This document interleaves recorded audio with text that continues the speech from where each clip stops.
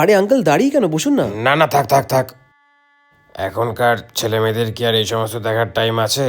ওরা নিজেদের বন্ধু বান্ধবকে নিয়ে ব্যস্ত। আমার চিন্তা আর ওরা কোথায় করবে। থাক থাক, আমি নিজে বসে নেবো কোথাও একটা।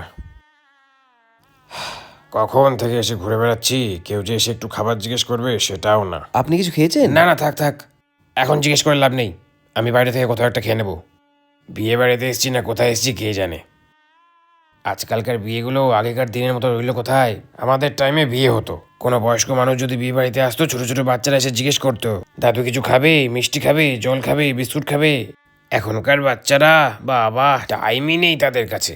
না না, মানছি, বিয়ের সময় বাড়িতে যদি কোনো বয়স্ক মানুষ আসে, তার পাটা ছুঁয়ে একটুখানি প্রণাম করি, একটু জিজ্ঞেস করি আঙ্কাল কেমন আছো, ভালো আছো তো, বাড়ির সবাই ভালো আছে তো, ঠিকঠাক করে আসা হলো তো, সেই ম্যানার্সটুকু আজকালকার জেনারেশনের মধ্যে নেই।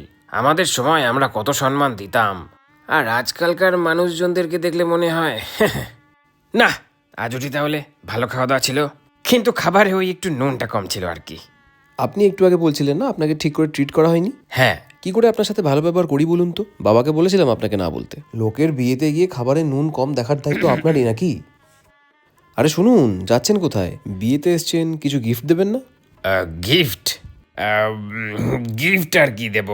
আমাদের তরফ থেকে ভালোবাসায় তোমাদের জন্য অনেক আশীর্বাদ করছি, যেন চিরজীবন সুখী থাকো। এই ফেক আশীর্বাদ দিয়ে লাভ নেই আঙ্কেল, আপনি আশীর্বাদ না করলেও আমরা ঠিকই থাকবো।